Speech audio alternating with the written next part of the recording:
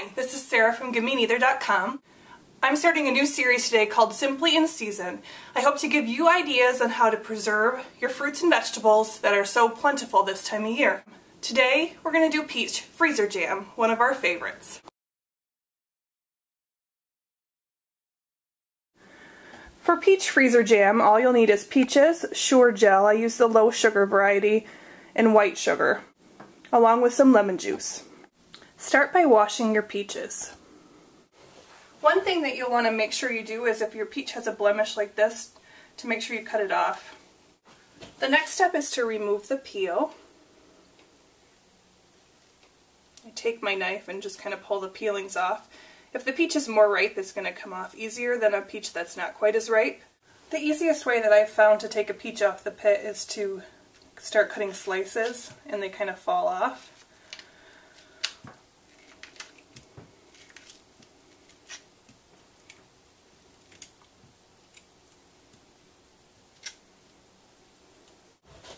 Once the pan has a single layer of peaches across the bottom, I take a potato masher and I mash up the peaches.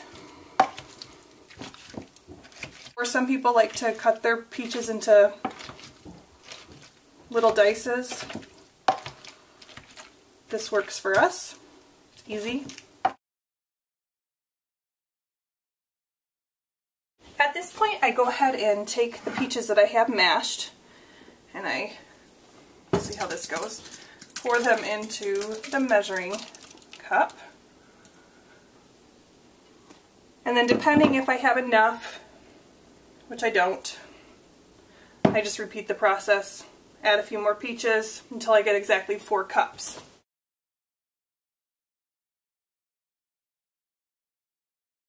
In a large saucepan, you want to measure exactly 2.5 cups of white sugar.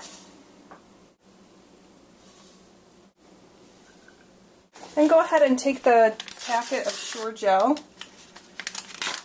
and pour that into the sugar.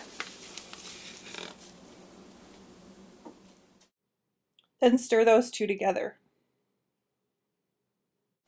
Next, measure out exactly 1 cup of water in a liquid measuring cup and add it to the mixture. You're going to heat this mixture over medium-high heat until it boils. Be sure to stir it constantly while you bring it to a boil. Once it starts boiling, start a timer for 1 minute. Allow it to boil for that full minute and make sure you're stirring the whole time. Remove the pan from the heat and quickly stir in the fruit mixture. For about a minute or until it's thoroughly stirred together. Now you take the prepared mixture. I use a ladle to scoop it. Just use what you have. And then you want to pour it into the prepared jars.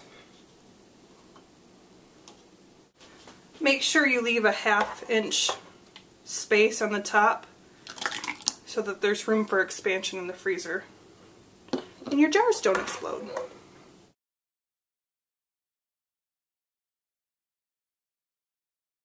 Finish up by putting a lid and a ring on your cans, and then I like to label it with what type of jam it is and the year.